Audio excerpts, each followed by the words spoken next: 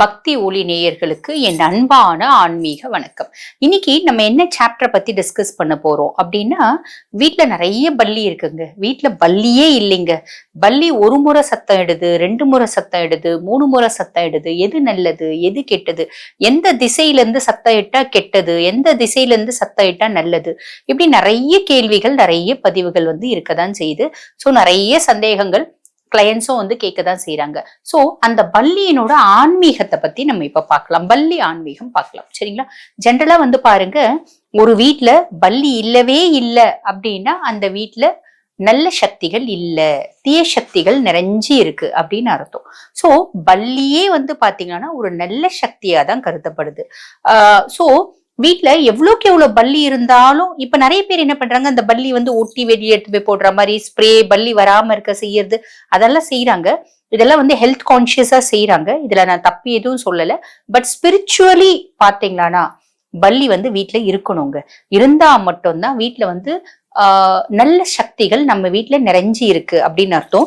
இப்ப என்ன, இவங்க டாக்டரா இருந்து வீட்டுல பல்லி இருக்கணும்னு சொல்றாங்களே அப்படின்றது உங்களுக்கு ஒரு யோசனையா இருக்கும். ஆக்சுவலி வீட்டுல பல்லி இருக்கட்டும், நீங்க எல்லாத்தையுமே மூடி சேஃபா வச்சுக்கோங்க. ஓகேங்களா? ஸ்பிரிச்சுவலி நான் சொல்றேன். நீங்க வீட்டுல என்ன ஒரு சேஃப்டி மெஷர்ஸ் எல்லாம் வச்சுக்கணுமோ அதெல்லாம் வச்சுக்கோங்க. நம்ம திறந்து இருந்தா தானே பல்லி ஏதாவது விழறதுக்கு. நம்ம எல்லாத்தையும் க்ளோஸ் பண்ணி வச்சிருந்தா வீட்டுல பல்லி இருந்தா இன்னும் பிரச்சனை இல்லை, இல்லைங்களா? சோ ஜென்ரலா பாருங்க, வீட்டுல பல்லி இருக்கிறது அப்படின்றது விசேஷங்க. அந்த பல்லிலையும் நிறைய பேர் கேட்கறது உண்டு, மேடம் இந்த பல்லி வெள்ளை கலரா இருக்கே, கருப்பு கலரா இருக்கே, எந்த பல்லி மேடம் விசேஷம்? வெள்ளை பல்லி வீட்டுல இருக்கு அப்படின்னா அதீத விசேஷங்க. அதுவும் அந்த பல்லியில ராஜ பல்லி அப்படின்னு சொல்லுவாங்க. பல்லியினால இவ்வளவு பெருசு இருக்குங்க. இவ்வளவு பெருசு இருக்கும் பல்லி. அது ஓனானா பல்லியானே தெரியாது. அந்த மாதிரி பல்லி வீட்டுல இருக்கு அப்படின்னா உங்க வீட்டுல ஒரு தெய்வம் குடிக்கொண்டு இருக்கு அப்படின்னு அர்த்தம். வீட்டுல நம்ம ஏதாவது ஒரு நல்ல விஷயம், இப்ப நம்ம ஒண்ணும் இல்ல, ஒரு கோயிலுக்கு போவோம், நம்ம சுவாமி அர்ச்சகர் கிட்ட சொல்லுவோம், என் பொண்ணுக்கு கல்யாணம் நடக்கணும்னு நான் வேண்டிட்டு இருக்கேன் சாமி, நல்லபடியா நடந்தா சரி. உடனே பல்லி கத்தும். பல்லி கத்தின உடனே அர்ச்சகர் சொல்லுவாரு, சத்தியம் பல்லி கூட கரிச்சிருச்சு, பல்லி கூட கத்திடுச்சு, கண்டிப்பா நல்லபடியா நடக்கும்மா அப்படிம்பாரு. அந்த மாதிரி கௌளி சத்தத்துக்கு அப்படின்னு ஒரு விசேஷத்தன்மை இருக்கதாங்க செய்யுது. அகைன் இப்ப அதுல ஒரு முறை சத்தம் போட்டா, 2 முறை சத்தம் போட்டா, 3 முறை சத்தம் போட்டா அப்படிலாம் இல்லைங்க. நீங்க எது ஒண்ணு நடக்கும் போது அது ஆமா ஆமா அப்படின்னு சொல்றது சத்திய வாக்காதான் கருதப்படுது. ஓகேங்களா? நீங்க அந்த 1 முறை 2 முறை எல்லாம் கணக்கு பண்ண வேண்டாம். அதே மாதிரி இப்ப நிறைய பேர் சொல்றாங்க, பல்லி தென்மேற்கு மூலையில இருந்து கத்துச்சுன்னா வீட்டுக்கு விருந்தாளிகள் வரப்போறாங்க அப்படின்னு அர்த்தம். ஈசானி மூலையில இருந்து கத்துச்சு அப்படின்னா ராகுனோட தோஷம் இருக்குன்னு அர்த்தம், கெட்டது நடக்க போகுதுன்னு அர்த்தம். வடக்கு மூலையில இருந்து கத்துச்சு, அதாவது வடக்கு திசையில இருந்து கத்துச்சுன்னா நல்லது அப்படின்னு சொல்றாங்க. ஆனா என்ன பொறுத்த வரைக்கும் நான் என்ன சொல்லுவேன், நாங்க வீட்டுல நீங்க ஏதோ ஒரு நல்லது நினைக்கிறீங்க, பல்லி கத்துது, அது நடக்க போகுது, அதுதான் உண்மை. பல்லி கத்துறது கௌளி சத்தம், கௌளி வாக்குன்றது சத்திய வாக்குங்க. ஓகேங்களா? இதை நான் உங்களுக்கு ஒரு எக்ஸாம்பிளாவே சொல்ல விருப்பப்படுறேன். இப்ப எங்க வீட்டுல பாத்தீங்கன்னா பூஜை ரூம்ல நிறைய பல்லி இருக்கும். நான் பொதுவா எல்லாமே சேஃபா தான் வைப்பேன், சாப்பிட்ற ஐட்டம்ஸ் எல்லாமே. அதனால நான் பெருசா பயப்பட வேண்டியதில்லை. நீங்களும் அந்த மாதிரி சேஃபா வச்சீங்கன்னா பல்லியை பார்த்து பயப்பட வேண்டியதில்லை. ஓகேங்களா? ஆக்சுவலி என்ன ஆகும் அப்படின்னா, நான் சிலருக்கு இந்த யக்ஷினிஸ் வழிபாடெல்லாம் கொடுப்பேன். வேற வழி இல்லை, அவங்க ரொம்ப கஷ்டத்துல இருப்பாங்க, அவங்களுக்கு இமிடியேட்டா நடக்கணும். இந்த யக்ஷினிஸ் வழிபாடெல்லாம் கொடுக்கும்போது நான் என்ன பண்ணுவேன்னா, எப்பயுமே நான் ஈசன் கிட்ட உத்தரவு கேட்டுதான் எந்த ஒரு வழிபாடும் கொடுப்பேன்.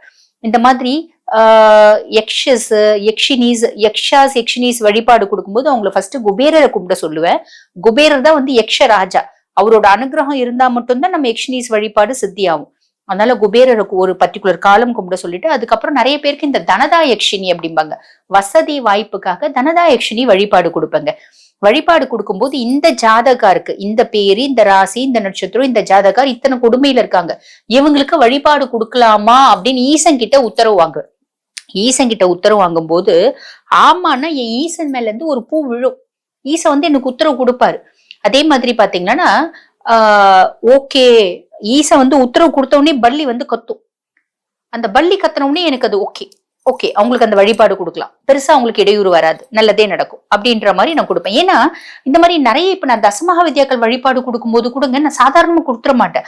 அவங்களுக்கு அந்த வழிபாடு ஓகேவா, அவங்களால அந்த வழிபாடு பண்ண முடியுமா, அவங்களுக்கு சாத்தியமா, அவங்களுக்கு எந்த இடையூறும் வராத மாதிரி நான் எல்லா ப்ரிகாஷன்ஸும் எல்லா பூஜை முறைகளும் பண்ணி தான் கொடுப்பேன். இருந்தாலும் என் ஈசன் கிட்ட நான் ஒரு உத்தரவு வாங்குவேன். அதே மாதிரி எந்த வழிபாடு நான் கொடுத்தாலும் அதுக்கு குருவா என் ஈசனை தான் நான் கொடுப்பேன். ஏன்னா அவர் தான் காப்பாத்துவாரு அப்படின்றது என் மனசுல ஒரு ஆழமான நம்பிக்கை. நம்பிக்கை மட்டும் இல்லைங்க, அது உண்மையும் கூட தான்.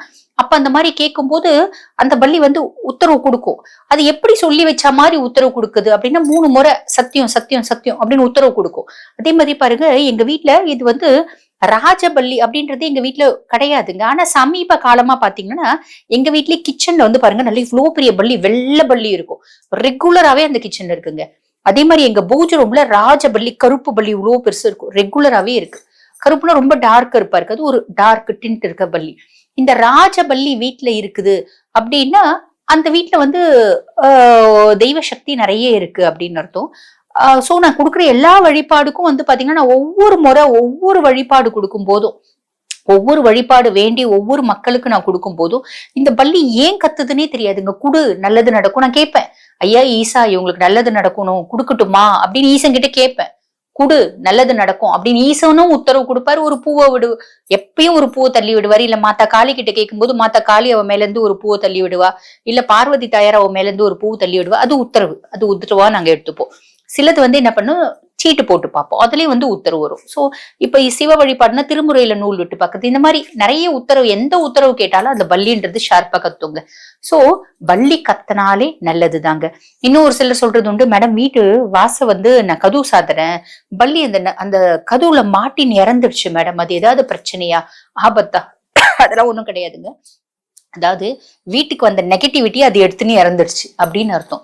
நம்ம வீட்டுல ஒரு செல்ல பிராணி வளர்க்குறோம், அது இறந்துருச்சு அப்படின்னா வீட்டுக்கு வந்த நெகட்டிவிட்டி அது எடுத்துன்னு இறந்துருச்சு அப்படின்னு அர்த்தம். நம்ம வந்து பெருசா அதுக்கெல்லாம் பயப்பட வேண்டியதே இல்லை. ஆக மொத்தம் பள்ளி வீட்டுல இருக்கிறது நல்லதா கெட்டதா? ரொம்ப ரொம்ப நல்லதுங்க. ஒரு தெய்வீக சக்தி இருக்கு வீட்டுல அப்படின்னு அர்த்தம்.